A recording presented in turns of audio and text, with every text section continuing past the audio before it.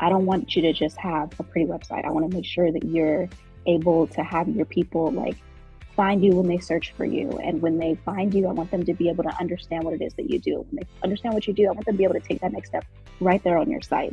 They shouldn't be stuck like how do I schedule a call? How do I send them an email? How do I get in touch? How do I buy the service? How do like they should there shouldn't be these questions. And I think Welcome back to Fearless Narrative, a show that's all about the incredible stories of women who are changing the game, breaking the rules, and pushing through the boundaries to face their fears head on because they are fearless entrepreneurs and creatives, and we love to see it. I am your host, Courtlyn Jones, and on our show, we go into a deep dive into captivating storytelling and engaging conversations with these incredible women as they share how they are pursuing their passions and shattering glass ceilings along the way. We love that so much. It's so inspiring and so empowering to share these stories with you. And hopefully it will empower you to embrace your own fearless path. Our show is all about feeling the fear and doing it anyway, as well as women supporting women. We love that. We need more of that always. So before we get started, don't forget to hit the button to subscribe to our show. We also would love a nice 5-star review at the end. Without further ado, let's go into a new episode right now. Enjoy the show. Hello, and welcome back to Fearless Narratives. I am your host, Courtlyn Jones, and joining us today is the very talented Devonnae Williams, the brilliant mind behind Brand Piece Co., a creative studio that goes beyond aesthetics. Devonnae, a seasoned brand and website designer, is on a mission to empower professionals with holistic digital solutions, helping them not only to amplify their online impact, but also find peace in their digital presence. Her commitment to connection-led design and her holistic approach to entrepreneurship and motherhood make her a beacon of inspiration. Devonnae, how are you? I'm doing so well. Glad to be here. Happy to have you.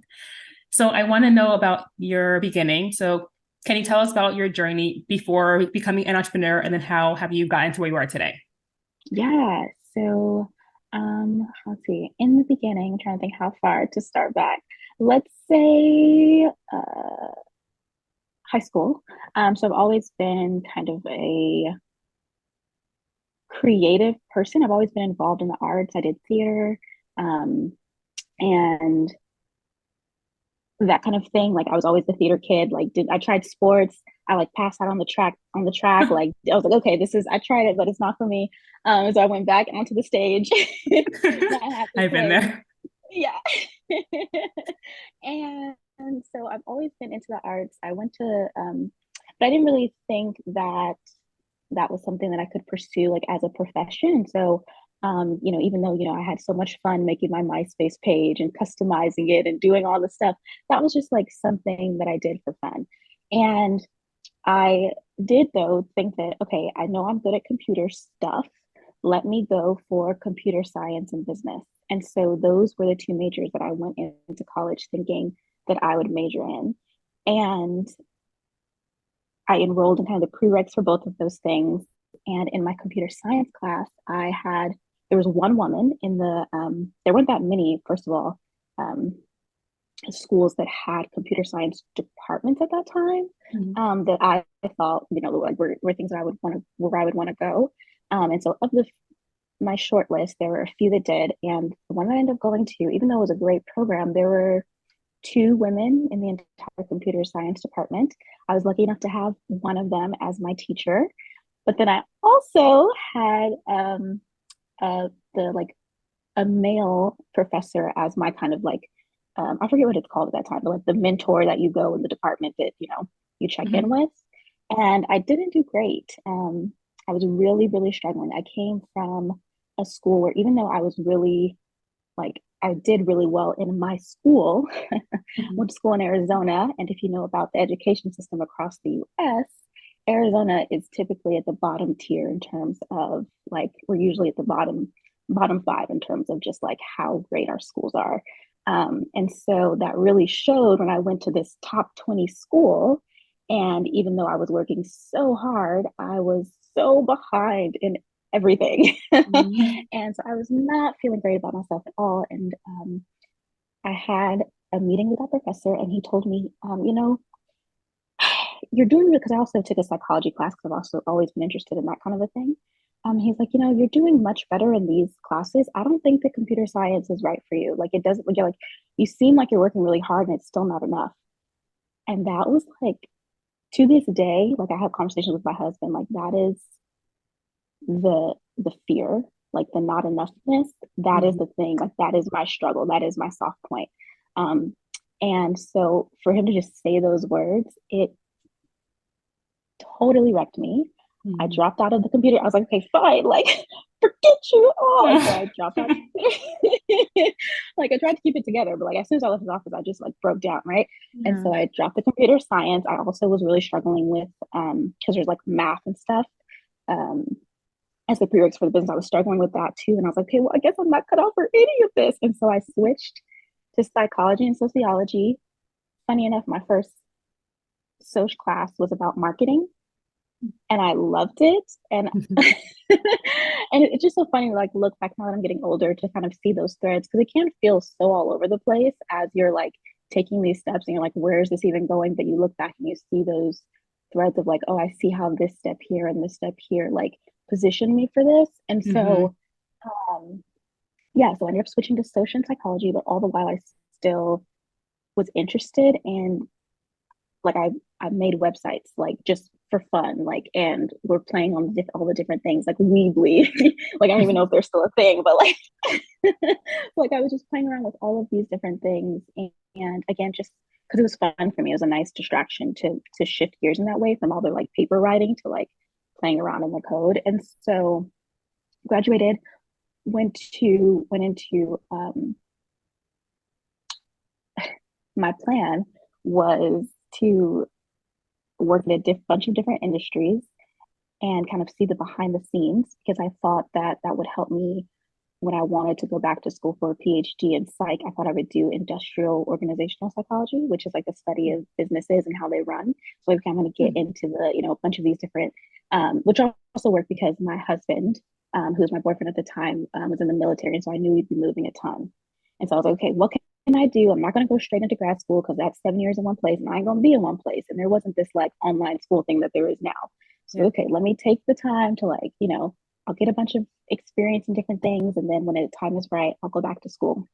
Um, and basically that didn't work. I fell in love with like, I've been really blessed. I think that every place I've worked, I've had incredible bosses. Like I really have felt really supported. I know that some people can talk about like they get into entrepreneurship because they had really bad experiences in the corporate. And that, yeah, and I'm so sorry that was your story. And I'm so glad that like by all means come over here. The water is great. It's hard, but it's worth it. But for me, the shift was not because I didn't love what I was doing. I could have done, where I was I would have been happy staying there for as long as they would have had me. But because I had to move because of our family life, I didn't have the opportunity. And so stepping into entrepreneurship was really the only way that I felt that I could grow in my career and I have to constantly restart at the bottom, right? As I'm shifting from place to place to place. Not necessarily at the bottom, but not being able to like get those years in one kind of place and be able, Right. and so after the third move, in alignment with me realizing this was in 2019, I realized I was pregnant um, with my son and my first son. And so I was okay, I'm going to have to take off for a little while at least. Where I was working at a marketing agency at that time, actually. Incredible. They were so sweet. Again, love them. Would have stayed if I could, but duty calls. Um, and I was working at that marketing agency. I was like, okay, I have to take time off because I was pregnant when I went to the interview. I didn't even think I'd get the job, but I was like, oh goodness, you can see the bump. Should I hide it? Should I tell him? And so I was off of work, and I was like, okay, this is my chance. That old man, that old white man doesn't control me anymore. I know I love this stuff. I know I can learn. Like I'm gonna go That's back to right. doing coding. And at that time, because 2019, there were all those boot camps, which are still a thing to learn how to code and stuff. And so I started doing that. I started learning how to like really. I mean, I kind of knew like HTML, CSS, that kind of stuff. Not that great with JavaScript, but like a little bit comfortable. And so I had planned to start doing that. And a family member came to me and said, okay, I'm starting this new thing. She's got decades of experience, but she showed me like what she had because she knows that I'm techie, right? That's I've always been the person that everyone comes to, like, help, my computer's broken, my phone's broken. How do I do this? How do I do that? And so she's like, hey, how do I do this? And I was like, well, first of all, that logo is not going to scale down very well. You're going to need a couple more variations for that. So I like basically redid her logo in like a night. So I was like, that's cute, but that's not going to work for the web. And then I was like, well, if you want a website, like you should do this, and this. And she's like, I like broke it all down the plan. Like, this is what you need to do. She's like, can you just do it for me? And I was like, yeah, but can you pay me? Right. That's And so I got a contract. I like quickly got onto Dubsado, got my little like thing situated. Like I was like, I need a contract. I know if it's special I'm working with family, I need a contract. Okay. mm-hmm. Tell it. Not gonna play those games around here. And so I got a little contract together, uh, got my invoice situated, sent the invoice, did the project, and that was my first project for a couple $1,000s. Amazing. Yeah. It's funny how they always say God laughs every time we, make plans. And I can see from your story that your journey was definitely aligned to where you are now. It was all happening for a reason. So it's just funny to see how even though those who doubted you had negative feedback, I personally had that too. So I understand that it can be easy to be like, I quit, I'm done, whatever. But to find your way back to it and to push through it and to realize you can do it, that's amazing. That's where I definitely love to hear these stories to like inspire others because it's just your moment of being fearless, and I love it. Something too that like is so funny that I realize is like I I did, do a little bit of like studying, like, like Google University in terms of like, okay, wait, how do I like do this? How do I, but like, I actually knew all of the things to do what she was asking me. And that was something like, that was a skill that I could be paid to do. But here I was in my mind thinking, well, no, if I'm going to do this, I need to go do this. Like, there's more that I need to learn and I need to do it this way. Like, I didn't think that what I knew inherently, like the stuff, the tinkering and the playing that I had been doing just for fun, that was enough to be of value to someone else. I thought that I needed to learn all these other things so that I could go into a job interview for, a company and be like, look, even though I don't have the degree, I can code, I can build this stuff. And it's just so funny that I find that in a lot of my clients, like they think that like they don't even realize the genius that's within them and how valuable that would be to the right person. Like they think that it's like, no, I need to go get certified in this and this and this and this. And it's like, well, no, you've already been doing this, and that, which someone would love for you to help do for them. And so, yeah, definitely. Like, it's just, sure, we're always learning, we're always growing. Like, there's always more to do. But I think we discount the value of the expertise that we've accumulated, even if it's been through maybe untraditional means. Definitely. So let's talk about your company, which is Brand Peace Co. Your approach emphasizes connection-led design. So can you share a personal experience that influenced the development of this philosophy in your work? Yeah, so been a couple things. So, I mean, I mentioned that psychology, sociology background. And so that has always shifted how I think about consumption, period. So, anytime we're making a buying decision, a purchasing decision, like, what does there are so many choices for us now. Like, I guess I'll speak specifically to us as Americans, like, with discretionary income, like we just have so many choices in terms of even what toothpaste we buy, like, and so when I think about connection led design, particularly when I'm talking about my people who are really professionals with some kind of like expertise that they're selling in their services or their offers, and so um, they're not the only therapist, right? They're not the only therapist in their city, but the way that they do the work that they do, like that is unique to them. And so when I think about connection led design, it's about figuring out how to communicate through design, because I always say, like, I create to communicate. If you tell me to make you something pretty, I'm gonna be like, I don't know. Well, like, who's judging the prettiness, and what is like what is it pretty for? Like, I need to know that, like, what I'm trying to say and who I'm telling it to.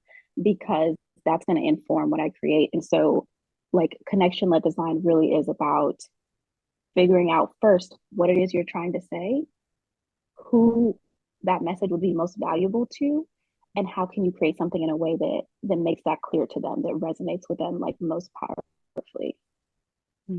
Well Does that make said. sense? Yeah, it does. Okay, this theory that I'm continually adding layers to. I'm reading this book right now about um, from a psychologist about desire, human desire, and just like the core desires that we have and how that shows up in her like practice. And it's I'm always because that's always been a part of my just something that I've loved to learn about is just like in terms of how the mind works and how we connect and how we like create belonging and community and all that stuff. And so to think about, even though it's a book about a therapist, I'm thinking about this even in my own work and in my clients' work, like what are those deeper desires our offers are speaking to? Because it's not just, you know, a consulting call to help you, you know, figure out how to align your finances or about like, this partnership to help you move your company through this merger. Like what are the deeper desires that we're connecting with, maybe even those deeper fears, and so yeah, it's always something I'm thinking about, and the more I think about it, the more like the more I dig, the more I find, and so I'm just like, oh, there's layers to this. It's fun. I love that. I love all of that. So, in the realm of brand and website design, what aspects of your personal journey have contributed to your focus on holistic solutions that go beyond visual aesthetics? Yeah. So I mean, we can literally figure out anything, right? Like that's always been true. Humans have always had the capacity to like figure it out, right? But especially in this age where you can Google anything and get a Right. breakdown for everything, like information is not it's not hard to find. But I think because there is so much of it, it can be very overwhelming to figure out how to put the pieces together, especially when it's in something that isn't your zone of genius. And so something that I recognized is that, and like really the pull of like this even shapes, the kind of people that I like to partner with is like I feel like there are so many brilliant people with decades of expertise that are not showing up online, or the way they're showing up online doesn't really reflect the value of their expertise because they just haven't been able to figure out how to connect all these pieces, because it can be so much, right? Like it's like, okay, I want a website, but like then I need the domain, and then I need the hosting, and then what platform am I going to put it on, and then like what is the page going to be, and like where do I get the like there's so many pieces. Mm-hmm. And I just felt like, first of all, you don't need everything, right? Like we know this. You don't need everything to get started. Um, but there there's a method to this. There's a there's a rhythm and a flow, and there are some like key things that you need in place. And so I feel like I wanted to really focus on not just, I'm not going to just give you a logo, because I don't think that will help you with the bigger business goals that you have. And so I really do emphasize like, let's make sure that you have the pieces that you need to not just show up, but be able to serve and sell well, right? Because you don't, like I said, you don't need everything right now. We got to think about where you are in where you are in this season. But I just hate to see people like, and people will come to me. It's like, I have this and I have this and I have this, but I still don't know how to do this and this. So I actually haven't even launched. And I'm like, well, like, gosh, like that's, like that. And it's like, that like makes me mad and also like sad because it's like, oh, Mm-hmm.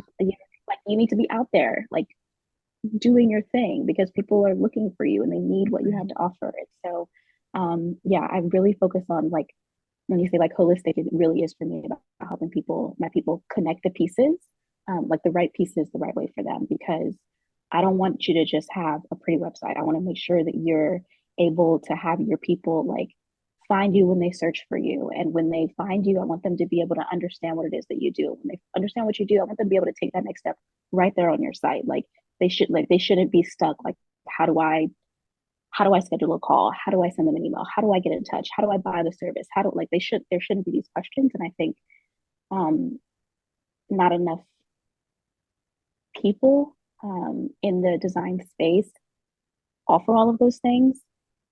which makes sense because it is kind of a lot.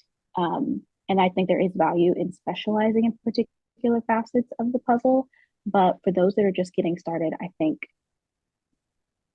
the best way is the like integrated way where you may not have the most advanced features for everything that you need, but you have what you need right now to be able to show up well and make sure that you can actually get your business to the next stage. Amazing. There is a quote that says, everything we need is already inside of us. I love that quote, but I also feel like it can be a little misleading because there are times when we hear that quote and we can feel like we have to do everything on our own, which is not always true because, that's not always possible either. And I love that. I love doing things on my own because I have a hard time with control, but I will admit that. So it's hard for me to release some of that. But for others who actually need help, I believe like we have the tools inside of us to do the things we want to do, but that doesn't mean we can't ask for help for those who have more experience with it or who have a better idea or grasp on these things to help us through these challenges. And so I feel like that is so important, as you were saying, like we all are capable of making changes and doing great things, but asking for help and asking for creative help is, I think, really crucial too. And I think that's why us as creatives are so important to the world, because we have a different way of thinking than others who are more I don't say logical because we all have logic, but you know what I mean? Like it's not as creative as creatives are. So it's amazing to see how we can collaborate and to make the world a better place for those who need a little extra help, for anything they're trying to navigate. Yeah, for sure. And I love that you mentioned collaboration because that is so important too. Because I mean, I will try to I make sure that we've got like the foundational things. But if there's something that someone needs, like I'm quick to be like, okay, hey, I got this potential client. They need X, Y, and Z. Can you help? Do you know? Like, because it is a lot. And I think that I've even learned this kind of as I've been working. Like, I also have realized that I need to not try to do too much for my people. Because even though I can do it, am I the best one to do it? I know that kind of like hear me in the context I'm talking about it right now, but it's like just because I can do, I can't help you source imagery and all this stuff. Like perhaps it would be better for you to go connect with someone who like photography is their thing, like let me connect you with someone where that's their gifting because and this is kind of where the peace part comes in because I think a big piece of it too for me is making sure that I think the way to operate from a place of peace is making sure that you're doing things that you are uniquely gifted to do and being able to recognize when just because you can do something doesn't mean you need to do something or that you even like should be the one to do it. You don't have to do it all yourself and being able to step back and say, okay, just because I can figure this out, would it be more valuable for me to reach out to someone whom this is like second nature to them, right? And they can take this off my shoulders. Not only will they be able to do it better than I can do it because they already know it, right? But also they'll be able to do it faster than I can do it because they have that. Yeah, I think that's been really big. And the more that I connect with other creatives, I think the easier that is to do because at first I was the only one I knew. And so when they would come to me saying, do you need this? Do you need that? I'm like, well, I can figure that out. Let me figure that out for you because I didn't know who I could refer them to. But it's been really cool to be able to have those people I can point to and say, well, actually, like, if you need help with this e-commerce side, like, she's got it or they've got it. And, they can help you out with that. And yeah, that's been really cool. Definitely. So balancing entrepreneurship and motherhood is no small feat, obviously. How do you manage your time effectively? And what rituals or practices help you find peace amid the demands of these two aspects of your life? Yeah, when you said small feet, I thought of his little small feet, which are this little one that makes me cry. Oh, the time goes so fast. I think this one's tricky because so the way that I manage my time, like literally in this last maybe 3 or 4 months is so different than the way that I did it at the beginning of this year. So like, 10 months ago. And that, I think the way that I have been able to best manage my time has really been being flexible and being really self-aware and being really honest about the help that I need and open to getting it like by whatever means necessary. And so like at the beginning of this year, um, I was full time with my son at home and he was napping, I think, once a day. And so I had the one nap time to like do all the things, right? And that was rough. So we quickly got his precious booty into daycare, which he loves. And we are so grateful for. But I think in this season, I guess I'm thinking for someone who is also in a season where you've just got like other life priorities that you're managing, if you feel like it isn't working, it isn't. Mm-hmm. And so instead of continuing to try to operate how you did in a previous season, like really assess and see what might need to change and ask for the help, even if it doesn't seem plausible. Just being aware and open, like, I see that I need this and I'm willing to ask for this. Like, you'll be amazed at stuff will just come out of the woodworks, like left and right. If you're open to see it and to receive it, then it'll come. Because yeah, it definitely is a constantly evolving thing. There's it just, that's the biggest thing, is it's constantly evolving. And even as I think about this next like month, I'm in school right now. Also, I'm working towards being a licensed therapist, and I've got and Amazing. I don't know how all this connects, girl, but we doing it. Good for you. I love that. And I'm enjoying it. But I'm thinking about, I've got like in-person trainings. I'm going to be like doing therapy work. And so that's going to totally shift too. I'm going to need to come up with a new schedule, because then that's like a part-time job that I've got on top of the work that I'm doing now. And so that's even causing some of the shifts that I'm making in my business to prepare for that. But yeah, the rhythm is, there's no rhythm. The song changes and you just got to keep up, or find a way to groove that works for you, because um, it does change. And the way that I managed my time a couple years ago is not how I'm doing it today, but maybe the way that I'm doing it a month from now will be, different than I've done it before. So yeah.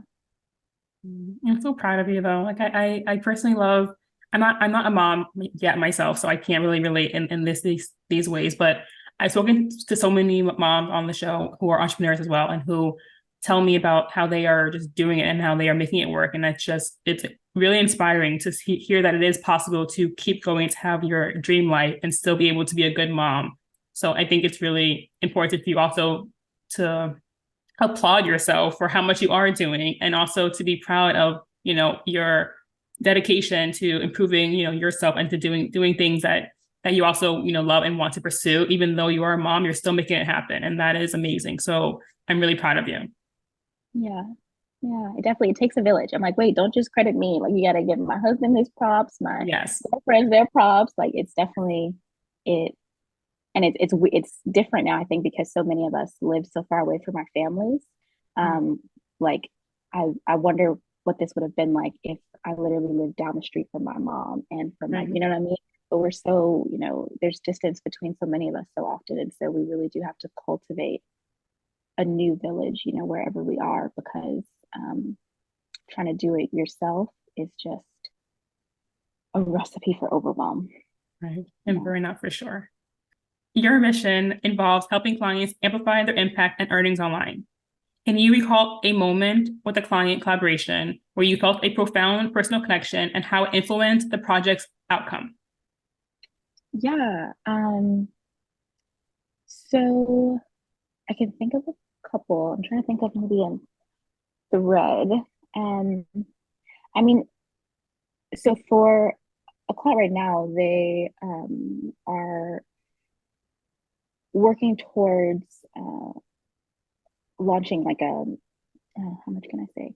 I guess so for a client right now I have, they're working towards raising funds for this new like venture that they're doing. And a big piece of that is that they need to be able to have a place to send people to learn more about, what they're doing, right? And this isn't just something I think we hear about this maybe in the tech space, but like even just in the nonprofit space, like they need to be able to see what this company is about and what they're working towards and all of that to be able to know that they can invest in it and also to have a way to invest in it, right? Like where do we click, where do we send our stuff? Where do we send our money?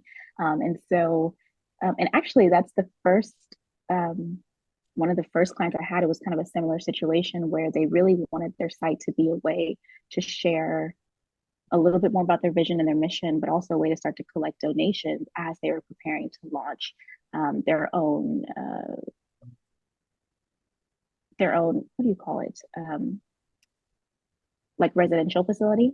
And so literally by being able to have that site up, they were able to like within a few weeks after launching receive upwards of like 10,000 in donations because they had already been like, again, they already had decades of expertise. Like people knew them, people were rooting for them, people wanted to invest in them, but they just didn't have anywhere to point them. And so when they said like the site is live, like people started pouring in left and right to be able to pour back into, the person that had been, helping them and their family navigate all these things. And so being able to see that and like again, I like my part of the process was so small compared to the way that they had cultivated relationships for the decades before that, but being able to just be like, okay, I understand where you're trying to go and you need this to be able to help you get to that next step and to be able to see that impact. That was really sweet. I think about a client who had a press release coming out. They had done like a feature and the person was like, okay, but what's your website? Where do we link to? And she's like, oh, Oh shit. yeah, basically.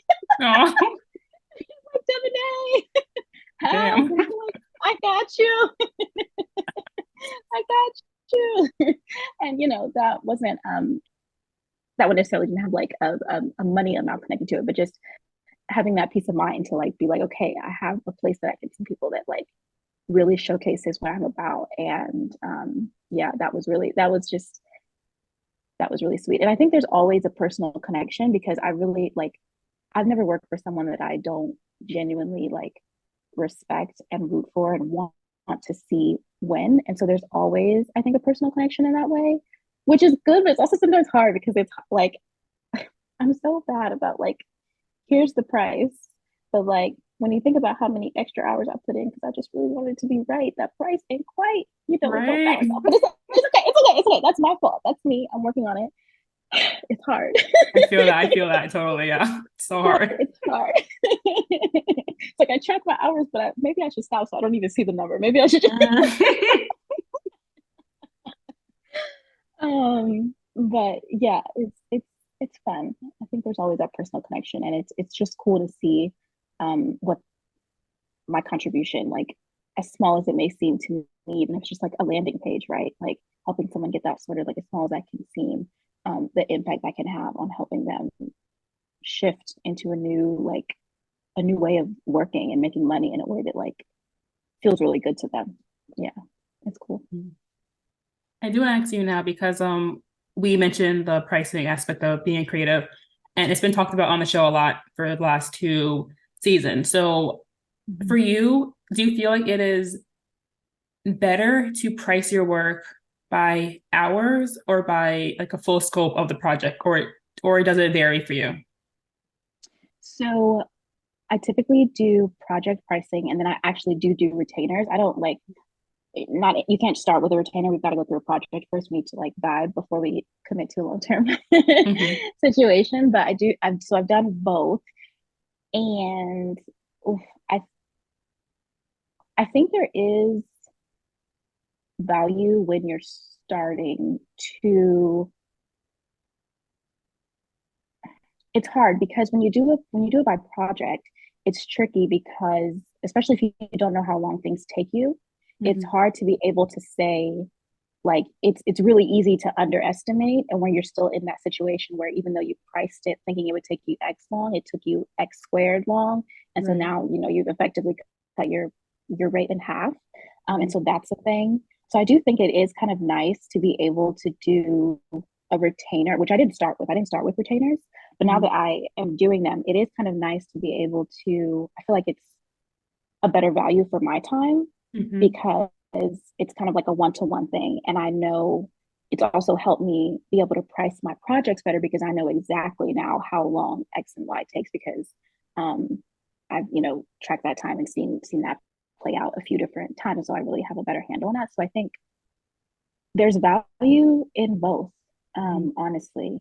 And I guess if someone, can you think of like a scenario that someone's had that like has made it like give me can you think of like a specifics maybe? Mostly what I've been hearing is those who price by project scope instead of hours, and they're Mhm. getting cut. Like they're not earning their full worth because they didn't price it correctly. If that's like Sure.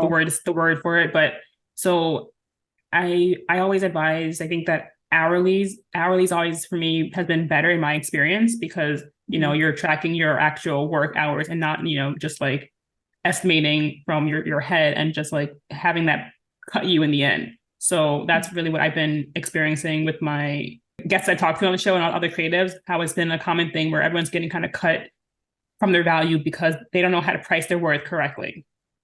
Mhm. Yeah. And something too, I think there's ways even when you're doing a project to be able to like if you're really if even if you're not as great as like okay if you know that the scope is like this is the deliverable right like this is the thing there's a way to still be able to say like there's one round of revision in this so then like when it inevitably goes beyond that one scope you can say okay I hear you that you want to see another round of revision but that's going to be another X amount because that's not what's covered in the original like scope of the project and so I think there is just that like it is just kind of like a growing pain of growing as a creative. It's like profiting off of your creative work, which I think we should all do.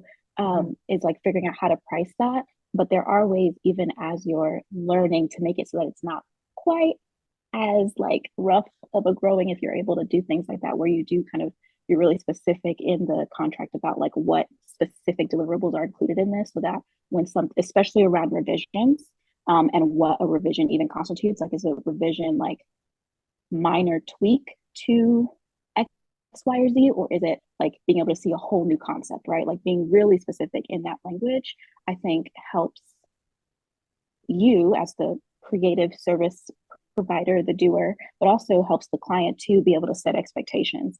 You don't have to put like what the price will be in the Right. contract because you can determine that after the fact. Like let's, like that's a way to kind of get that in. Mm-hmm. Um, but you should be able to like that's a way to be able to kind of make those projects work for you. And I do think too, like now that I have worked more and I do have a really good grasp of like what things take me, how long things take me. And also I've been able to see from clients like what things I did that like really wowed them. Because it's funny, like when you're not a creative, like when you're creative, the things that wow us are sometimes the things like it's the extra, like it's all the extra stuff, but it's like the stuff that our client most values can sometimes be those things that are so simple to us that Yeah. it's like, oh, that's what you want. That of all the stuff, that's what was okay. That Okay. kills me though. That kills me every time because I'm like, I worked so hard on the amazing one. You want the crappy, like simple one? Are you kidding me? Drives me insane. No, but there's money in that. It's so I good know. because it is like, yeah, no, I feel you. It's like, Kills my soul. but do you see the way that this animation, do you know how long it took me to get that smooth, crispy animation moving like And they that? don't Like that care. was They just don't care. Hate that. that slide effect though. Like, do you Do you see the goodness in this? But no, they don't. They don't want that. They want the smallest little thing. You're like, fine, all right, fine. You're the client, whatever. You're right. my Go email ahead. signature though? But did you get my email signature, right? Like that's and so I do think like as I've gotten better, I think it is nice to do a project because I can price competitively for a project. For design days, right? Like I can price that competitively. And well, a design day is kind of a bad example because that's not a great example, because the deliverable is time. And so obviously the more I'm getting done in that time, like that's weird. But like if I was doing branded web projects, right? Like I can price for that competitively and know that like it will take me X amount of time. And so even though the time might not be as much as it used to be, I can still price it competitively. So now I'm profiting because I'm doing it faster, but I'm still pricing it like at a higher price point. And so there is value in that, I think, as you get a better grip on um, your own kind of production as a creative. But yeah, it definitely is helpful. I definitely I don't know how I would get a retainer if I was just starting. I don't know how I would have been able to, I don't think I would have had the confidence to pitch that Right. when I was getting started, but I definitely see the value of kind of starting with that retainer hourly model and then shifting to a project-based model once you got a better on your own kind of deliverables. Yeah. Yeah. Thank you for that. So, as both a designer and an educator, how do you navigate the dual role of imparting knowledge while continuously learning and evolving in your creative field? Yeah. So, I mean, I'm effectively a self-taught creative in the work that I'm doing. And so it's always been kind of like natural to me to educate as I'm creating, to like explain why I'm doing things, or how to even do things, because necessarily I don't I appreciate you coming to me for the help, but I don't want you to be dependent on me to do the things you need to market your business. Like I want you to feel comfortable whipping up a graphic or like doing whatever it is you need to do to for your business. And so I think because I have that belief and that value and really like equipping people, it's hasn't been as conscious to do that. It's been kind of a really intuitive, natural thing throughout my career, but I am thinking and working towards making that more formal in a couple different ways in my business, because I do, again, with that pivot that I mentioned, um, in terms of shifting my time, I do want to lean more into that education and making that more kind of productized, to be a resource that people can access and take advantage of without necessarily needing me, um, like you've already got me walking you through, teaching you the thing. You don't necessarily need one-on-one access to me directly. So yeah, I am trying to lean more into that educator role a little bit more explicitly, but that's always been a part of the way that I work. Like I always build in time that like when I'm designing, there's going to be like when I'm doing if I'm doing a web project, there's going to be an hour plus handoff call where I'm walking you through, this is how you do this on your website. This is how you do this. This is how you add this, because I want you to know, even if it's probably too much in the moment, you're going to get that recording so that when it's time to say, okay, I need to like add another page. How did you say do that again? Oh, yes. Click this, drag that. Like I want them to be empowered to be able to own their marketing, because I can do all I can do everything that I can do, and I can try to understand, I can do the client research or the audience research and try to understand your people and make sure that like we're talking to them. But at the end of the day, especially when it's like, again, these like founder led businesses where the service provider is the person doing the sales calls, right? Um, you know your people best.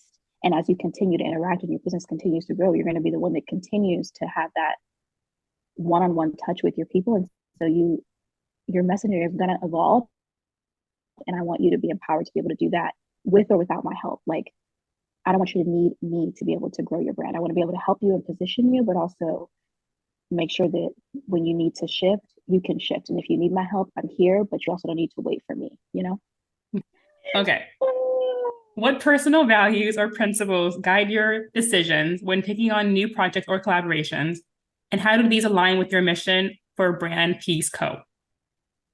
Yeah. And so I think the biggest thing is a couple things. So there's gotta be that mutual respect, right? Where I'm not gonna, I can't I can't help sell something that I don't believe is good. Like not like good, like the good for the bigger. Like if I don't really believe in what it is you're trying to do, I'm not going to be able to like manufacture that belief and like create something impactful for you. And so there has to be, for me, that like I really get excited about what it is you're doing. And I really want to see it blow up like in the best way and like impact as many people as possible. And then I also, on the other end, there needs to be that they see and value and respect my creative work, um, because it is a collaborative process for me. And so if I don't feel valued, then that won't work Yeah. because you're not gonna value my decisions and my contributions, and so that's not going to be as helpful for you. And so there has to be that mutual respect. There also needs to be like expertise and order. I would say the order thing is a new thing that I'm kind of discovering.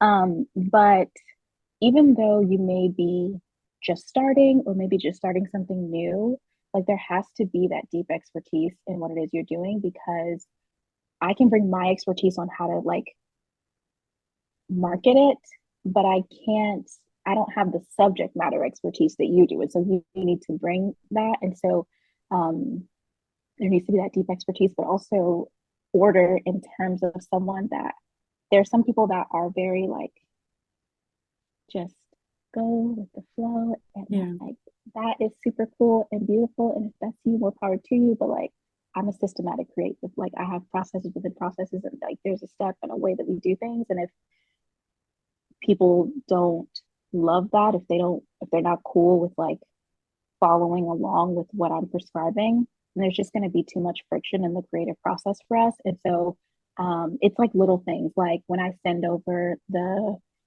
um, like in the initial consult call, like did they show up on time with their camera on, right? Because I say like I want to be able to see and connect with you. Like if they're already not doing that, then they're probably not going to like be down to follow my guidance the rest of the process. And so I think as creatives, we have to be like, I feel like we all have a process, even those of us that do feel like we're more like go Loosey with the flow. goosey. Yeah. Yeah, we have a process. And so it's really like understanding your process and what things you want to lead your person through, and make sure that there's ways that you can test them like in that initial before the contract is signed and like the deal is done and you're knee deep in this, some of our stuff takes a while, like before you're knee deep in this longer project, like you've been able to see like, is this person someone that's willing to be led?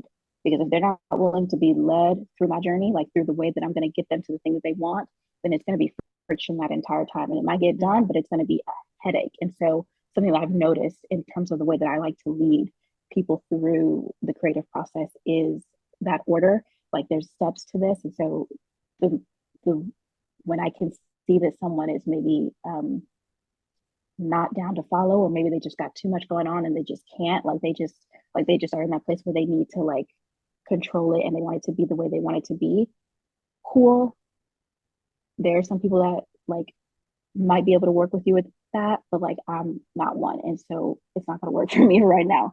But yeah, definitely that respect, that excitement, their expertise, and also just their willingness to be led through my process. It's really important for us to really follow our north and to make sure that the clients that we are choosing to deal with are clients that are aligned with our vision completely and are aligned with our process, as you said, to be respectful of us, as because we are putting a lot of work and brain power into helping others with their needs, and it takes a lot out of us. So it's really important to have that respect for sure. Bonus question. Can you tell us the last time that you felt fearless? A time when you were afraid, but you did it anyway, and then how did it turn out? I love this question. You know, to be good. It's good. I'm trying so there's been recent ones, but I want to think of there's one that was like very impactful. Um, so I was playing on the playground with my son, um, and this group of ladies came by, and I contemplated like he was kind of getting fussy, and I like contemplated kind of leaving, um, because I love people, but making new friends is hard. Yeah. And instead of doing what I would tend to do, especially like still coming out of like post COVID, or not really post COVID, but we're out here. Where I'm used to having more space. Instead of leaving, I stayed and I chatted, and we like developed the sweetest friendships. And I'm so grateful for these ladies.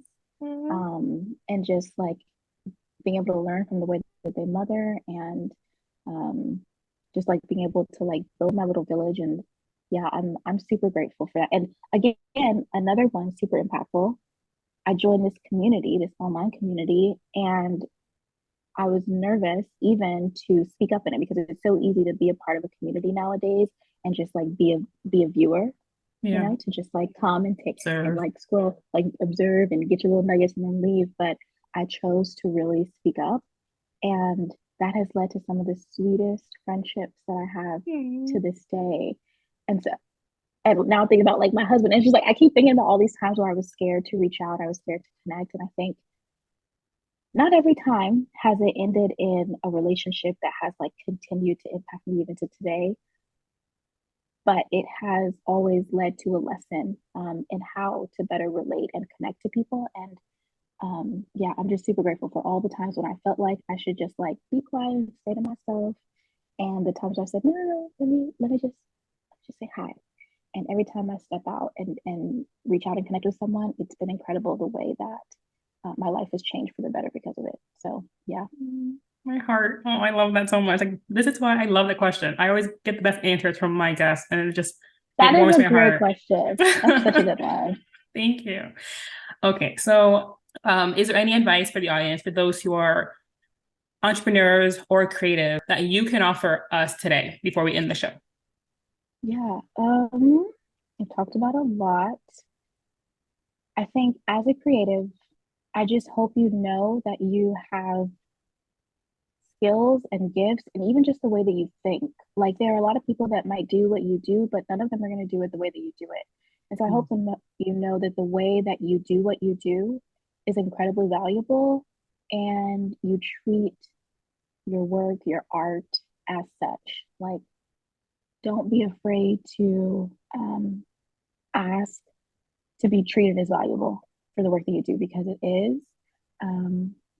And yeah, and just lean into your own way of doing things. It might be a little off kilter, but like that's the stuff that is going to be the most impactful for your people. And so when you find your people, and you're in those sales calls, or you're in those pitch calls, or they're on your site looking for your thing, don't be afraid to mention those things that are unique or that are weird, because those are the things that are going to resonate. And yeah, just keep creating, keep learning, and keep selling.